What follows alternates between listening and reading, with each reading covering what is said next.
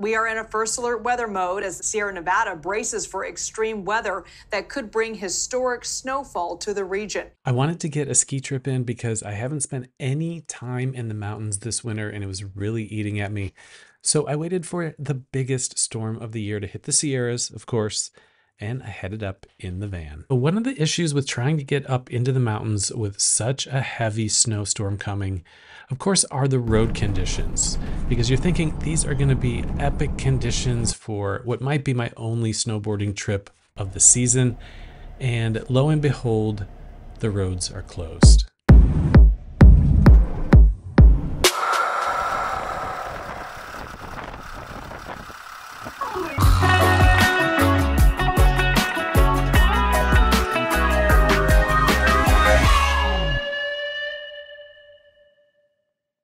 I always like to get an early start on these trips because when there's less traffic on the road, it's so much easier to travel.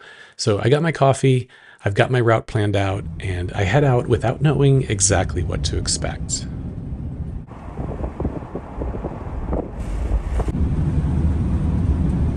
So apparently what we have is a tree down. The great thing about having a van, of course, is if you get stuck on the roads, then you're actually pretty well appointed. I've got coffee, my heater's working, the lights are on, I'm feeling good. I can flip on the Starlink and let people know where I am, and if worse comes to worse, I can get under the covers and take a nap.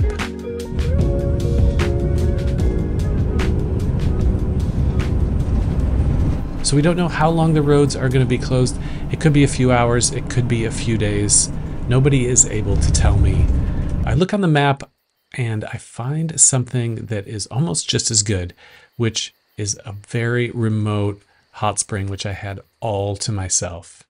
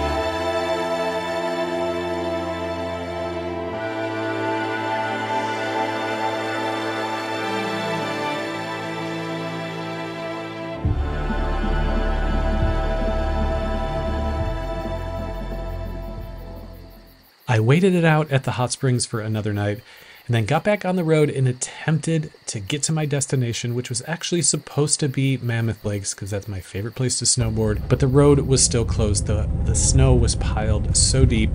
So I made a decision. It was still early in the morning. I turned around and headed back towards Lake Tahoe.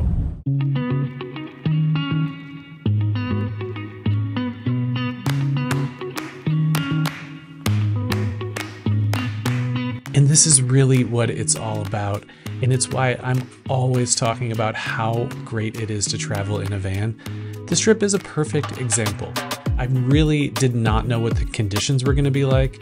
I didn't make any reservations anywhere, and I definitely had some curveballs thrown at me with the road being closed, not knowing where I was going to stay, and then ultimately being able to get in a really great day of snowboarding because I had that flexibility and I was able to go wherever the conditions allowed.